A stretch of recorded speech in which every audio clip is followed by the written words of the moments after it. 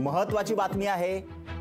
पुण्यातील भाजप नेते गणेश बिडकर यांना धमकीचा फोन आलेला आहे। आंतरराष्ट्रीय क्रमांकावरून हा फोन आल्याची माहिती जी आहे ती मिळते। 25 लाखांच्या खंडणीची मागणी करणारा हा जो आहे तो फोन आलेला आहे आणि या प्रकरणी पुण्याच्या लष्कर पोलीस ठाण्यामध्ये गुन्हा दाखल करण्यात आलेला आहे। आत्ताची ही महत्त्वाची बातमी आहे, आत्ताचं हे अपडेट आहे। 25 लाखांच्या खंडणीसाठी बिडकर यांना जो आहे तो फोन आलेला आहे। भाजप नेते गणेश बिडकर यांना हा धमकीचा फोन करण्यात आला होता। आता या प्रकरणी पुण्याच्या लष्कर पोलीस ठाण्यामध्ये गुन्हा दाखल करण्यात आलेला आहे। लोकसभा निवडणूक एका बाजूला होते आणि त्याच वेळी नेत्यांना धमकीचा सुद्धा फोन येतोय आणि 25 लाखांच्या खंडणीचं हे प्रकरण आहे। लष्कर पोलीस ठाण्यामध्ये या प्रकरणी गुन्हा दाखल करण्यात आलेला आहे।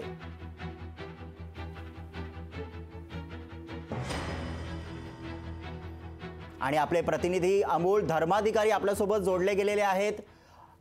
अमोल, काय अधिक याविषयी माहिती आहे? गणेश बिडकर यांना जो आहे तो धमकीचा फोन आलेला आहे।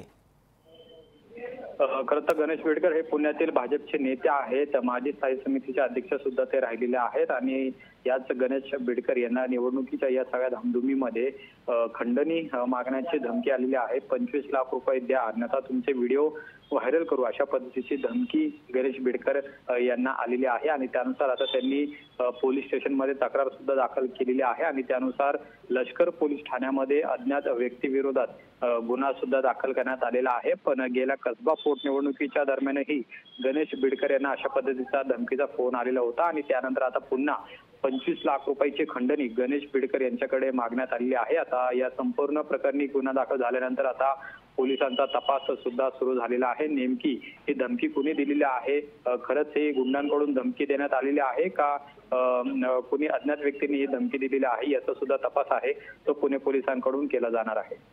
धन्यवाद अमोल, तुम्ही या माहिती दिल्याबद्दल। पुण्याचे भाजप नेते गणेश बिडकर यांना जो आहे तो आंतरराष्ट्रीय क्रमांकावरून हा फोन आला होता आणि 25 लाखांची खंडणी मागण्यात आली होती। आता वळूया पुढील बातमीकडे।